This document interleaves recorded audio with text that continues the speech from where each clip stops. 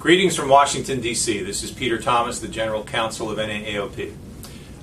This month we wanted to bring you up to date on two major issues. The New York State one limb per life restriction in insurance coverage and the VA Bill of Rights that NAAOP has been a major supporting organization of since its inception.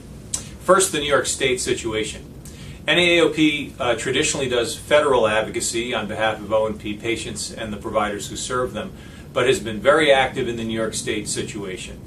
Earlier this year, it came to our attention that a number of providers in New York State had asked NAAOP to get involved in trying to change that policy. The policy basically states that in the essential benefits package in New York State, each amputee would be permitted to receive coverage of one limb per lifetime. We viewed that as an egregious violation of the ACA, very strict limitation in benefits, and something that needed to be changed.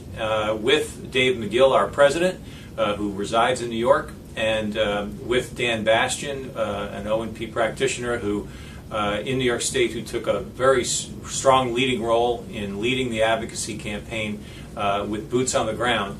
We designed a strategy. We put together a number of other organizations that helped immensely, including the Amputee Coalition and other state and federal advocacy groups, created a website, created an online petition. Dan Bastian hired a public relations firm, and we went to town in trying to get this thing overturned. Our original goal was to figure out an administrative fix to this problem, to eliminate the one limb per life restriction in 2016, so that when plans issue their offerings to beneficiaries in New York State, that one limb per life policy would be eliminated next year. That was accomplished, although after our announcement was made last month, I should say that the state of New York published its new policy, and it actually maintains the one limb per lifetime restriction, but then adds that repairs and replacements and parts thereof are covered. That makes it a very confusing policy, but the bottom line is repairs and replacements are covered in New York State in 2016 under private insurance. That's the good news. In addition to that, there was significant legislative interest in this issue, and the long-standing efforts of the Amputee Coalition in New York to get some kind of prosthetic coverage bill enacted were rekindled.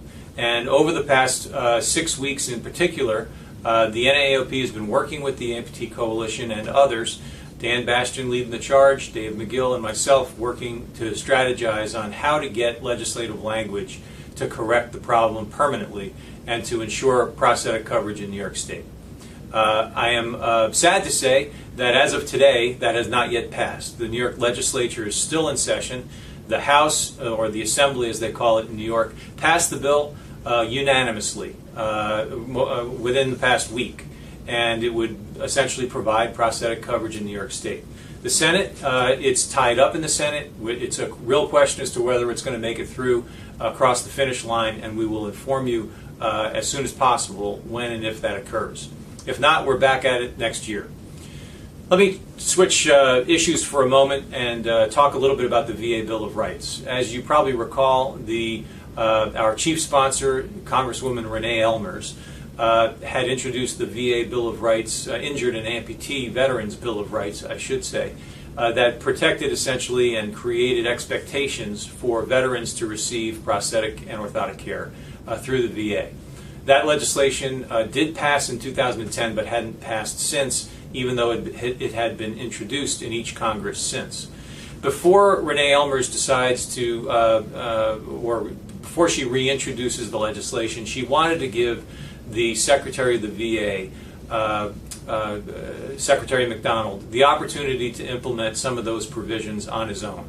And so there is a congressional letter that should go before the congressional recess for July 4th holiday that should go to Secretary McDonald, signed by about 15 members of Congress.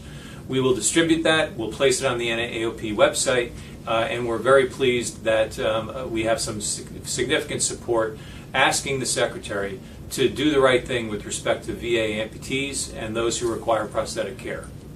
We'll be back in touch next month, and we very much hope you have a good summer. Thank you.